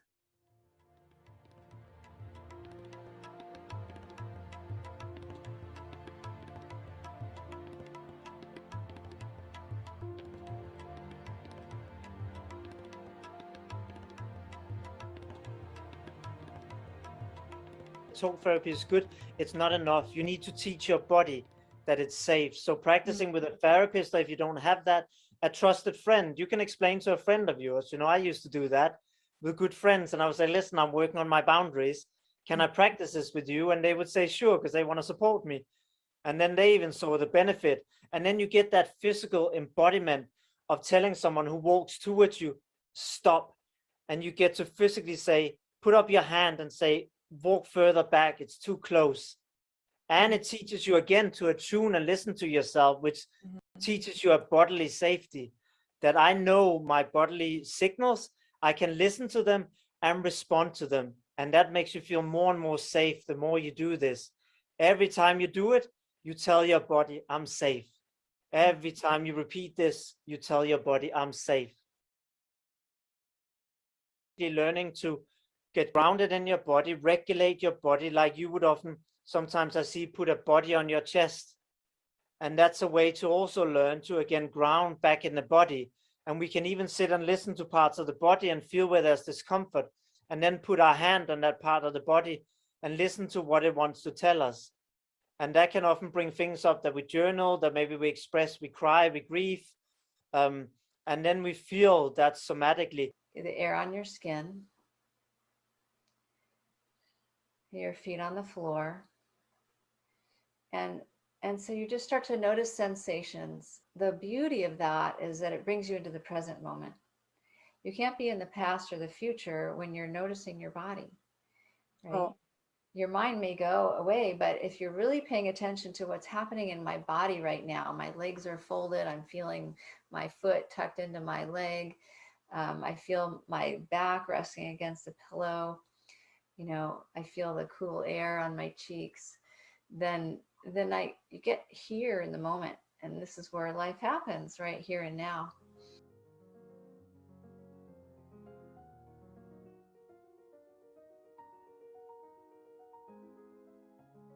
You know, somatic can be physically getting a sense for your boundary. It could be standing up, spreading out your arms and feeling where your physically boundary expand to, and start getting a feeling for that physically. Yeah, this is my boundary. Turn around, turn your head, because even the orientation of turning your head creates safety, to see that there's no threats around in your physical space, right? And especially when we feel threatened, doing the physical motion of this stop actually teaches your body, yes, teaching your body a really Try and do it and get used to doing that. It feels very empowering and teaches your body a sense of safety. To physically put your body out, hand out and say, stop. That you can do in therapy, you can do exercises where you control the distance between yourself and the client, or they control it. And they get a sense again of the bodily safety. It can be even reenactment where they get to fight back against you as a therapy and physically push you away and get a sense of what it physically feels to fight, to have the fight response, right? And that again gives them a different response than the freeze response they might have had in the moment. Well, you want to have a web of support, right? So you want to have people around you that are supportive and that are supports for you. That can be different things. It can be, you know, trusted friends. It can be counselors. Get the proper support. So you're going to want to join narcissistic abuse support groups, emotional abuse support groups. Noticing if there's any movement patterns, like if we're hunched over, it would be a very understandable response. We never want to judge ourselves for those things. Or, you know, if we notice that we're having pain, it's again a natural response to trauma. When our bodies are under threat, we curl in. Every person does that. Animals, we're animals. Animals do it. It's a natural thing. And you don't ever want to make yourself wrong for it. And that's really important. Really, really, really important. Every person on earth would do that, would curl in because they're feeling threatened. And so a big part of the remedies is starting to undo that movement pattern. Breath work is a really good way to work with that. My guidelines for movements are that the movements feel nourishing, comfortable, and appropriate for you. And you're the only one who's going to know that. And when you're doing movement or breath work or anything like that, when your body says stop, you stop. You don't do one more repetition even, you stop immediately. And that's how you really build that relationship with your body more and more. And so those kinds of things help us feel safe to be in our bodies. Say, you know, we're laying on the floor, feeling the support of the floor underneath us, and then our body says, that's enough, I want to get up now. You get up right away. You don't say, oh no, another minute. No, get up right away. And that's how we start to feel that safety. Looking in a mirror, like standing in a full-length mirror and just seeing our whole body all in one image. That's very, very powerful. Very powerful.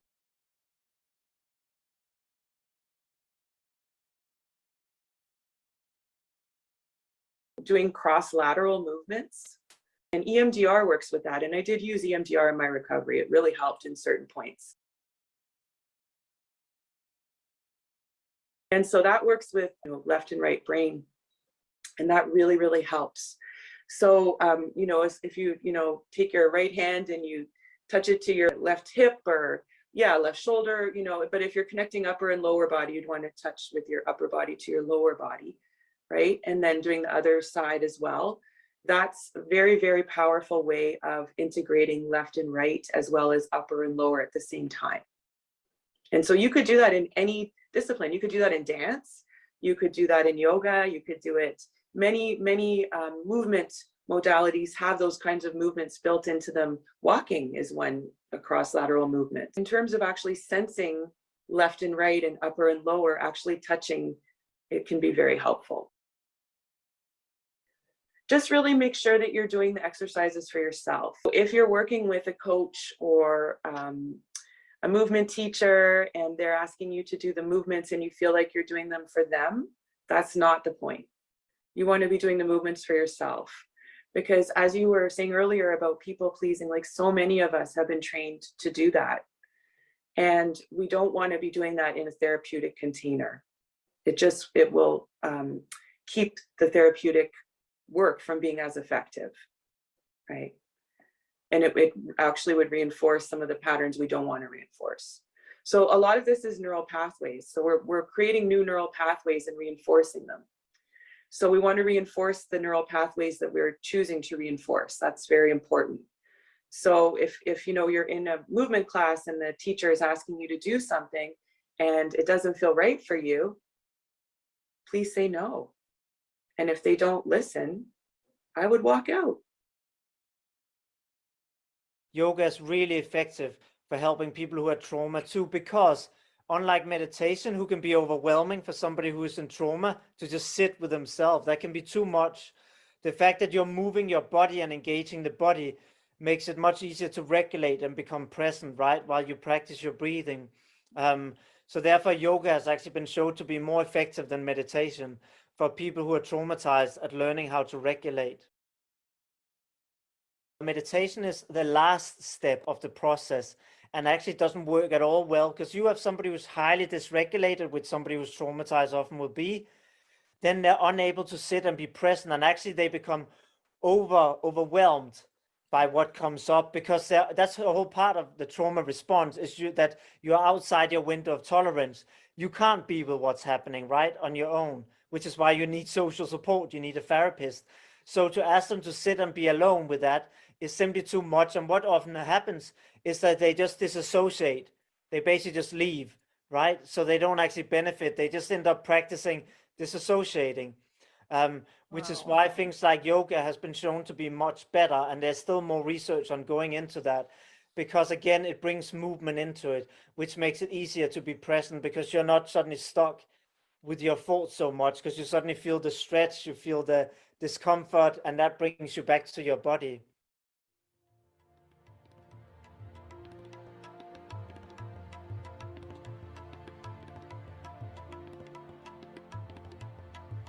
A lot of people think that they have to have memory of everything before they can heal. And I'm here to tell you that's just not so. You know, it's just not so. You can heal without having memory of every single thing that happened.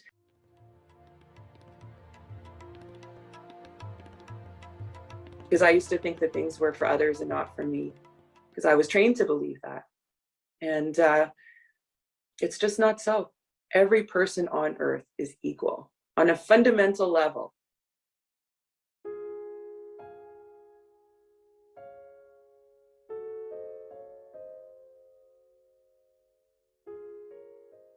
Healing is not about them.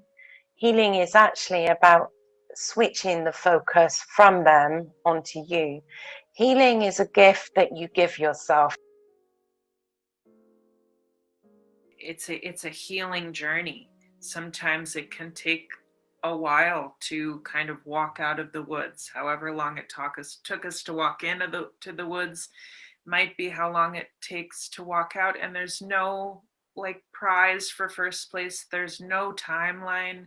It's all about, you know, being in a place of readiness to do that hard internal work.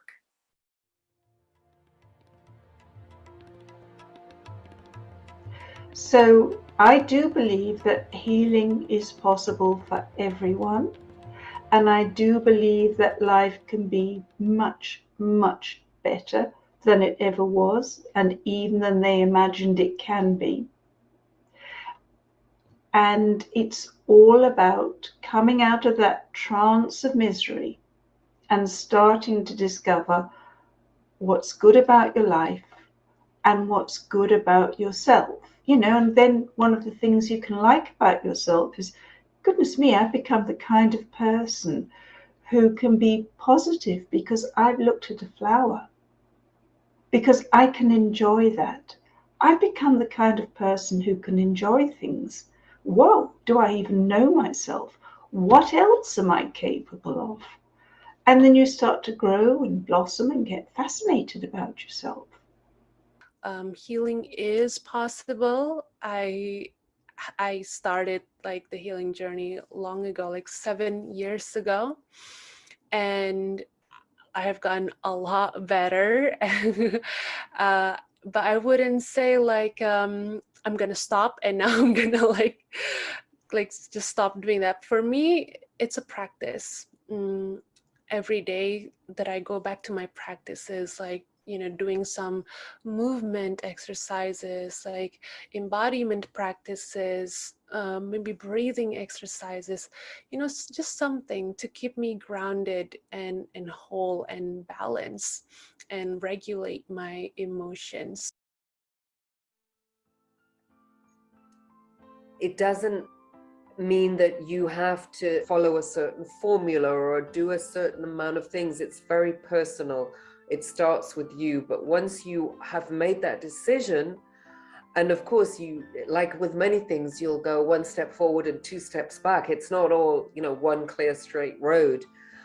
But that shift is present in your energy, in your tone of voice, in, you know, even when you lose your temper, it's there. It's like an energetic signature that others will see, feel, and it can, you know, this is what something I think is fascinating, that we are now moving into this information age.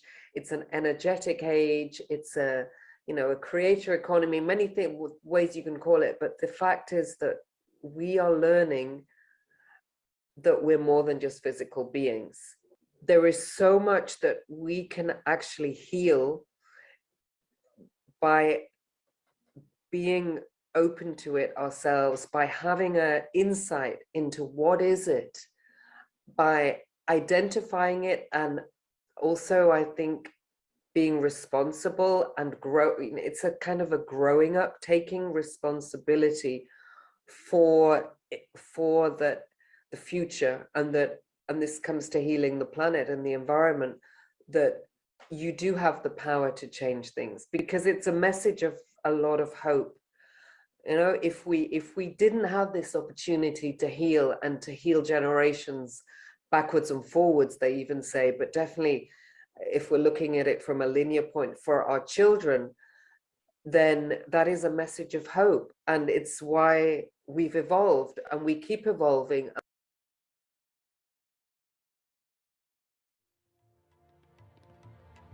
Everything is made up of energy, okay? So when you're picking up from conditioning and patterning and paradigms in your life, you're not just picking it up from your life alone. You're not just picking it up from your parents. But this, if you do not heal this, if you do not break the pattern, it goes back 7 generations back and forth. So whatever you do not heal within yourself, you are passing on to your kids and your kids, kids, and so on. What is your superpower? My strength, and knowing that I can think it, believe it, and achieve it. My ability to share my experiences. Unconditional love. Vulnerability, honesty, love. I'm always willing to help people. My heart. I can love the people who have hurt me. I can sense people. Es resiliencia. Being able to speak. I'm a very, very fast learner. The ability to relate to all different kinds of people. I still always see the best part of every person. Bringing people together. I can find anything, anywhere. I'm very supportive. I'm just superwoman on it. Intuition. Realizing my character. To see the good in others. Listening. Courage. My mother. Authenticity. To make friends. Deep connection. My ability to grow. Helping others. Growing. Listen to my heart. It's creativity and innovation. Is recombobulation. Is being me. Seeing the world with wonderment. Patient. To understand at a very deep level. Love. Bring out the deeper parts in people. To think logically. Self-healing. Motivate people from the heart. A wszystkie kobiety, które dzisiaj słyszeliście, są dowodem na to, że ta zmiana jest warta tego, żeby ją podjąć i warta jest tego, żeby o siebie zawalczyć. This was an experience that actually helped us learn how to love ourselves better.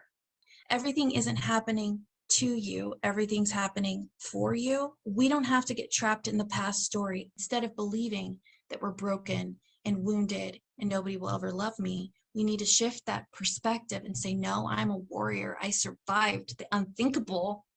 And now I am stronger and better. I have gone through it and I've come out even better than before. Someone else out there is living our life. Someone else out there is living the life that all of these survivors and thrivers have escaped right here, right now. You can pick up any newspaper. You can go online to any news outlet and you'll hear about mostly women, some men, but mostly women who are killed by their boyfriends, who are killed by the children of their father. You hear it all the time. And so there's someone out there right now that is living your survivor's story. And when you start speaking, you give that person hope. So suddenly, with the hope, they start to have this idea of choice. And that is really possible. That's where you can really help someone create great impact in that person's life, and if they stay on the path, they can then in turn create great impact in their life. They can end generations of trauma. They can end generations of codependency, generations of women and men picking the wrong partners and staying and not understanding what's going on. And I think that is so encouraging, and that's why you do what you do, because you want to encourage people to awaken and to take ownership over their life in a powerful way and to tell their story. You just don't know what people have gone through in this life to live, to stay alive, to breathe, to not cry, to hide their laughter because someone else doesn't want them to laugh. Someone says, oh, well, blah, blah, blah has happened to me. Immediately take a breath and say, what if that were me? How could I handle that? Your reality can change. Who you are can evolve. You need to focus on love to access the reality of who you are. You need to embrace love in your life. But that's what we're missing in this universe. It's love. And that is the antidote to hate, crime, pain, depression, anxiety, and hurting each other.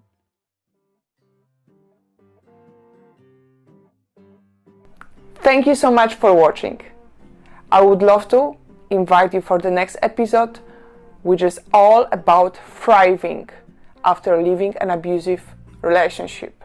Our experts and thrivers are talking about their own journey of coming from surviving into thriving after leaving unhealthy patterns, abusive relationships.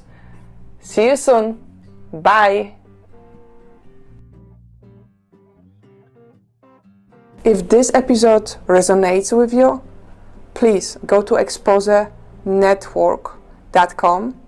You will find the link below, and we would love to learn more about you and your story. Could you do me a favor and share this episode with at least 2 of your friends? Thank you. Remember, together we can make a difference. You can thrive and you can be happy after an abusive relationship. Do you have a story to share? It's 9 in the city and I'm on my way back home. Humming on my favorite ditty, swinging like Natalie Cole. But then out of the blue, who strolls down the boulevard but you? Your place is closer than mine. Why don't we go there and have some more wine? 'Cause life is for living. Let's see where this all might lead. Let's see where this all might lead.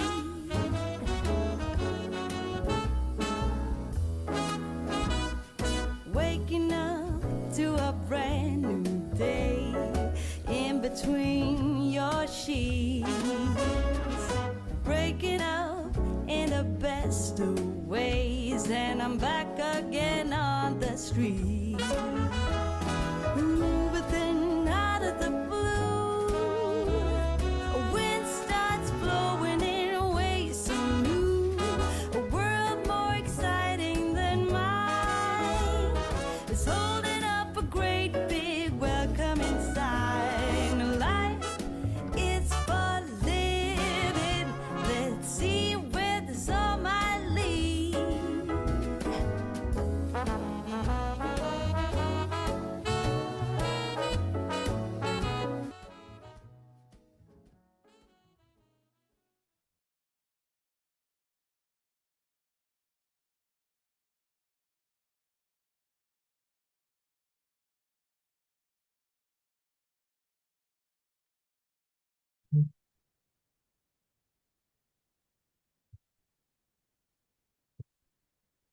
Thank you all who stayed to the end, and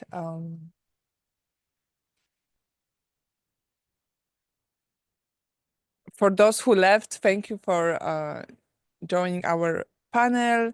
And I would like to just open the last thoughts or the last, any feedback coming from you.